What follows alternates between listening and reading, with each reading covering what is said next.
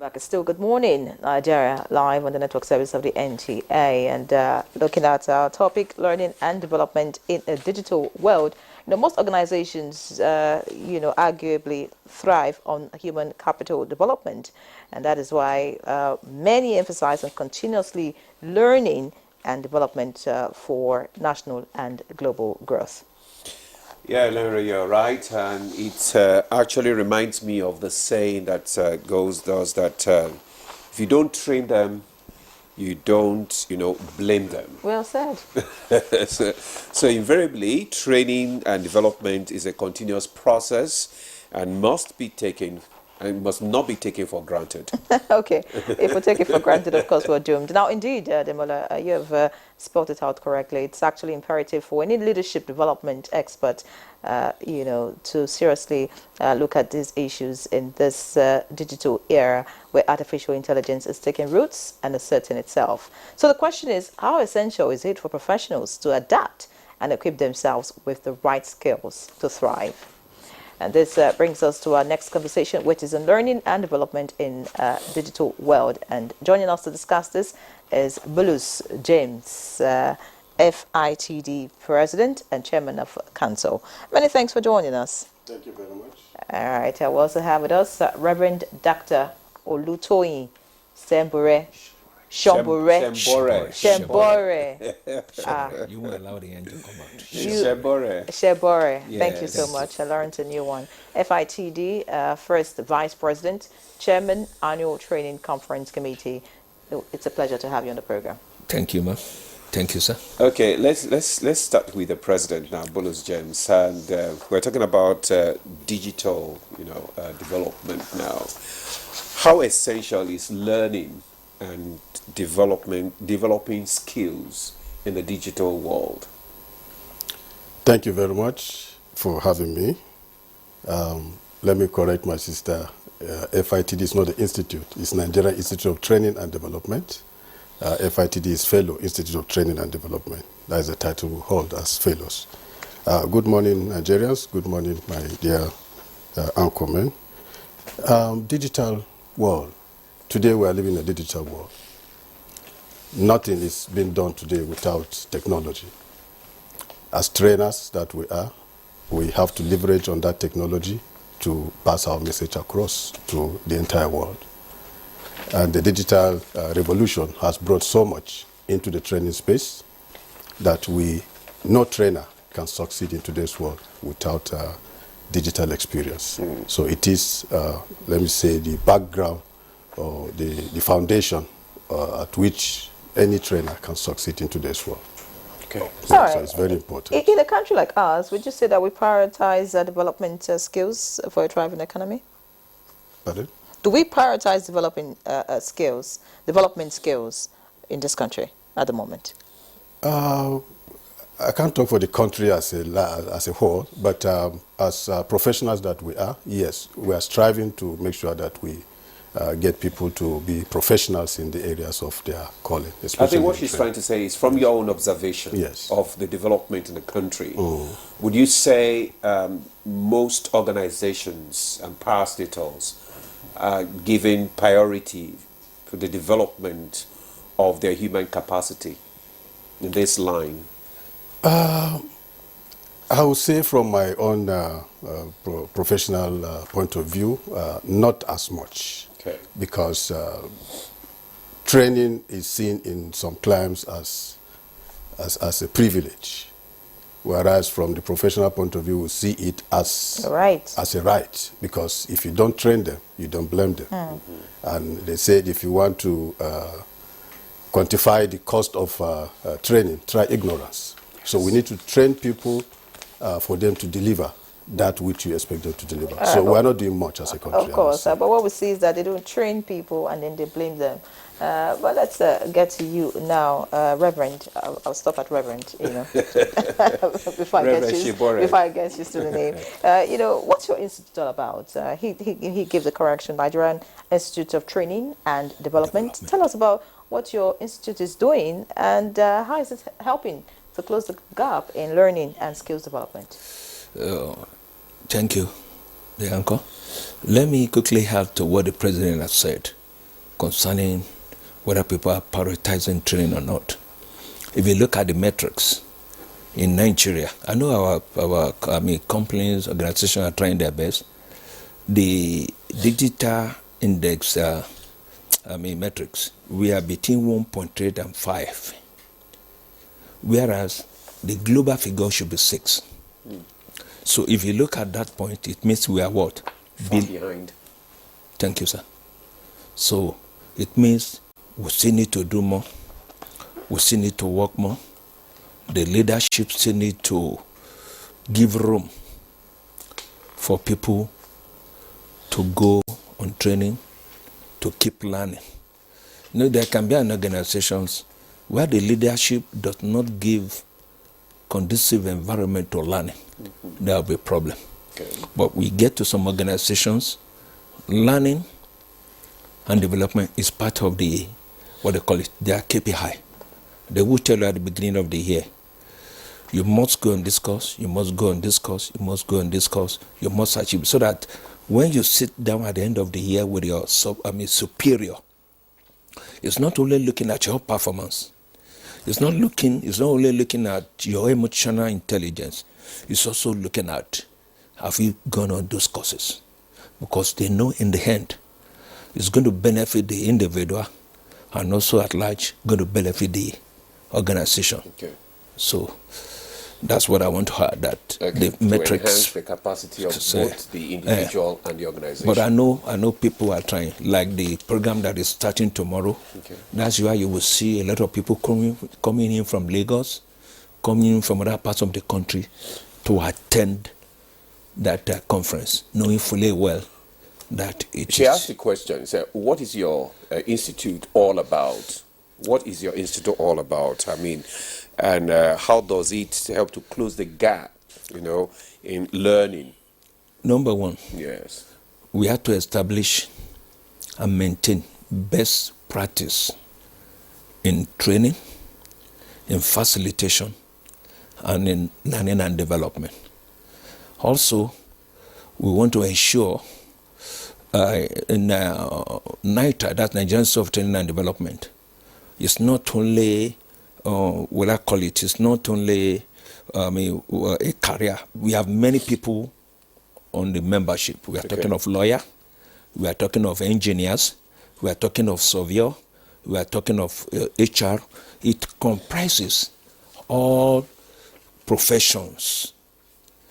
So what we are saying there is, it depends on which area are we looking at to develop our people. But overall, the overall issue is, or bottom line is to ensure that where there are gaps, we try to close that gap via training, via facilitation, and to also ensure, to tell our members that they must continue to learn. Training can be a one moment, but learning and development is a continuous process. And if you don't learn, you won't be able to navigate, especially in the digitally controlled landscape and what we are. Okay. So we in NITAD we emphasize training, but we also emphasize learning and development. Hence, that topic we are doing this year, that's saying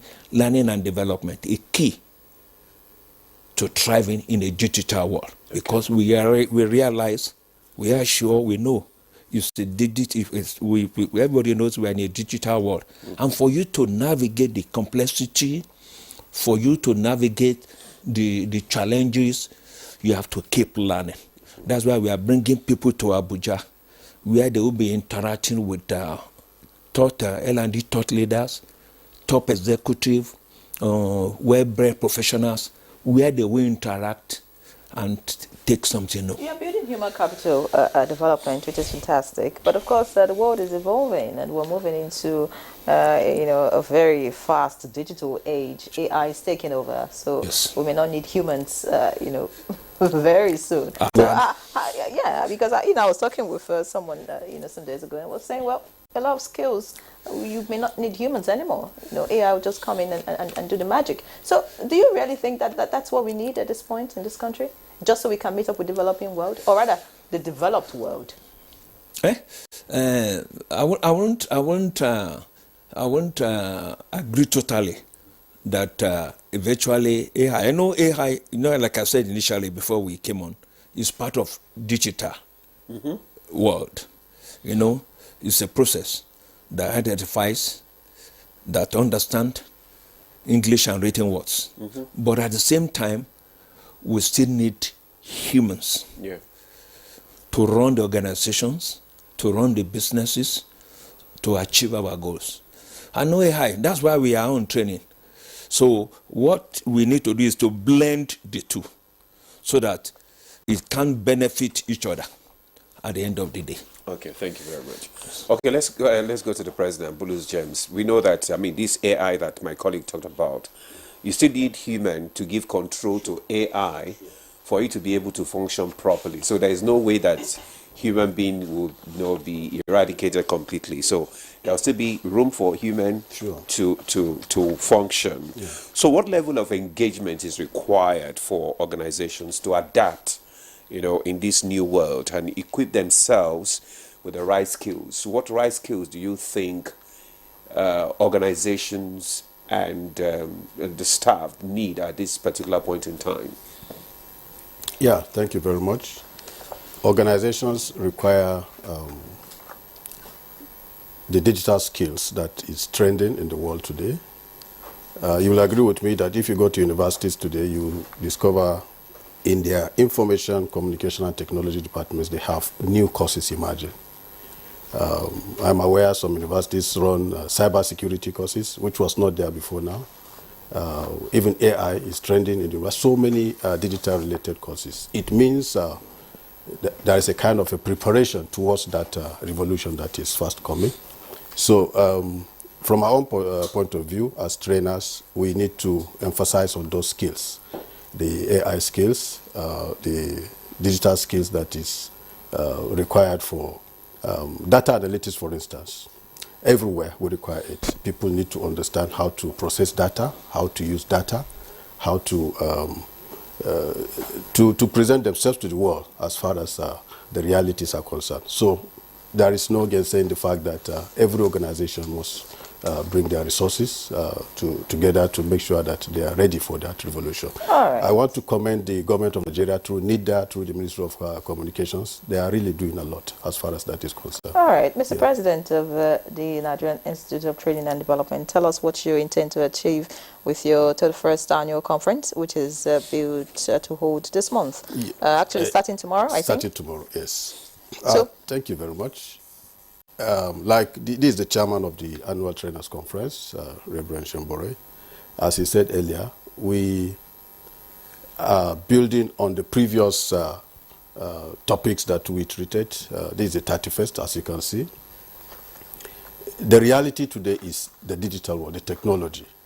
So we want to bring out all trainers, learning and development experts, to come and hear from industry experts about the importance and how to leverage on this technology in order to deliver the goods, which is the training that we are doing. No trainer will succeed today without digital experience. So our main objective is to ensure that trainers are abreast with development globally, which is the AI, which is digital. So that is the very objective of this training. Okay, thank you very much, Mr. President. Let's go to the Reverend Shembore. Okay, you want to add to what she said? Okay, the chairman for the conference. Being the chairman. Okay, for the conference. Let's have your. I have to thank the president because of the support. Okay, he has given towards the 31st annual trainers conference, which is the gathering of all the professionals annually to look at the current topics. I'll tell you the program is starting tomorrow. Okay, to end on Thursday. We have lined up many interesting activities. We are going to have about 9 to 10 plenary sessions by tested, what they call experts. We have De Leon from USA. We have Jose from Spain. We have Olatomiwa Williams, that's the country manager for Microsoft, Nigeria and Ghana. We have Huma Idris, that's the chief commercial officer from Dangote.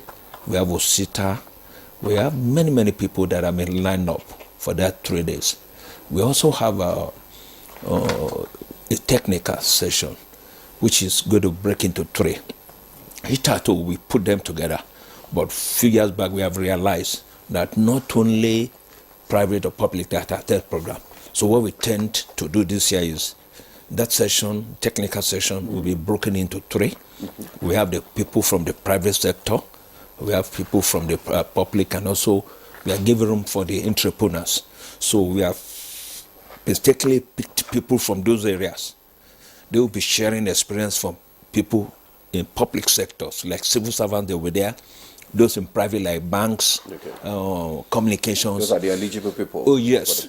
So they will be speaking to those 3 people I've mentioned, the entrepreneurs. Reverend Olutoye, sorry to cut you, but I'm just wondering, how would this conference cater for all the professionals? Because you said professionals from different fields. Yes. And we know that different professions require, different skills. So how would this one conference fit all?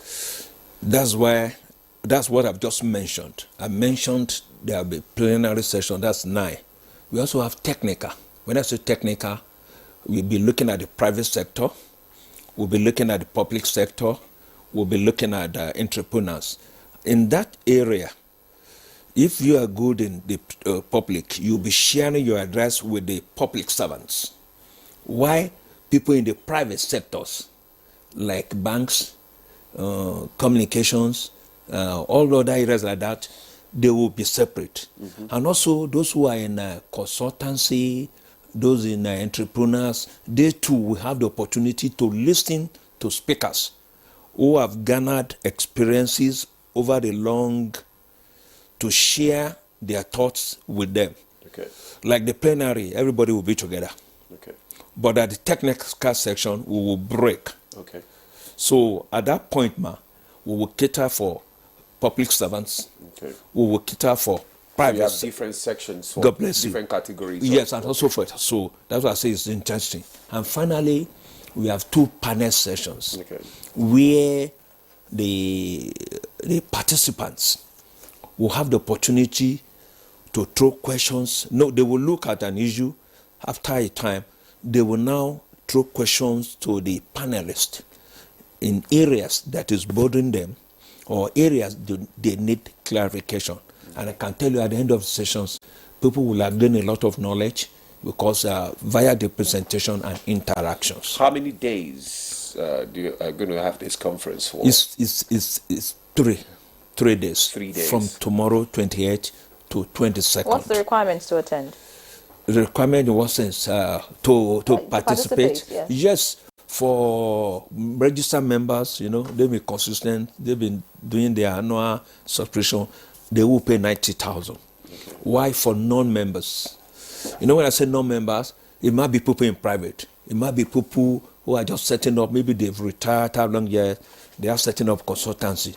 They will be taking care under entrepreneurship. Okay. So they will be around. They will pay 110. And we also have a lifeline for students and retirees who are still learning. Okay. So I think they will pay roughly 45,000. And those who want to join us online, because of the level of their work and they want to partake, they can join virtually. Okay, so there is virtual presentation. Presentation for people now. Remember, for those who are in the country or outside the country or global, it's a global conference now. Exactly. Okay. You remember I mentioned that we have a presenter from America. He's going to be talking to us virtually. But the prices you just gave now, you didn't tell us the denomination. Is it yen or dollars or? It's naira. It's naira. Okay. It's naira. Now, Mr. President, let me ask this question. The outcome of these your conferences, you make them available to the government to help in the development of the policies and all that. How do you submit some of these your outcomes to the government to assist in policy making? Thank you very much. Usually after the conferences, we used to release our communique, and those communiques are always documented in our journal. We have our journals, And I think through the journal, it will go to the public. But the question you raised is very important. We'll make a very frantic effort this time around to send it to government, because we have the head of service of the Federation coming to grace our occasion. So at the end of the day, it will be proper for us to report to her about the success of the program. So I think we'll do that this Do you year. have any involvement of government officials in this program? Because, I mean, so that they can also partake and... Not as such. Not as such. We only invite them as special guests. Okay. Yeah, this is purely a private arrangement. Okay. We're a professional body. We are not governmental. How do people become a part of the professional body? Yes, very important question. We have extended our hand of fellowship to NTA, and very soon we're going to have an induction of a reasonable number of staff here. Okay. So you pick a form. Anybody interested in learning and development, training particularly, you pick a form, you fill it, you submit back to us through our website or physical, as the case may be. So you'll be graded according to your years of experience and your qualification. And then the appropriate fees will be sent to you through the letter of provisional admission that the Secretariat will send to you. And then there will be an induction thereafter. Automatically you are a member. All right, because of time we need to go. But Reverend Olutoyin, what will be your final words to individuals who are thinking, should I attend, should I not attend? No, they just have to attend. Like we said earlier, we are in the digitally transformed world. And you know, the world is one village now. You have to keep learning. You have to keep, moving on, so that you are not left behind. So I want to appeal for those who will be available. They can come. They will listen to people both within and outside Nigeria. And I'm sure at the end of the program, They will be developed. Where's this taking place? Miriam Babangida Women Center in front of CBN. Okay, just across. Just near not here. Far from here. Yes. All right. And Thank it's you a very big much, one. gentlemen. Thank you so much. Thank you very much for coming on the program. Let me first with Bulus James, who is the president FITD. Thank you for coming on Good Morning Nigeria. Thank you so much. And also Reverend Dr. Olutoyin Shembore. You are welcome. Thank you for coming. Thank you so Good Morning much. Nigeria. I wish you both a great work. Thank you. So this is where we draw the curtain on Good Morning Nigeria for today. I am Ademola Adeoye. Do have a fabulous day. I'm Anne Ray John. Remain tuned to the NTA and have a brilliant day.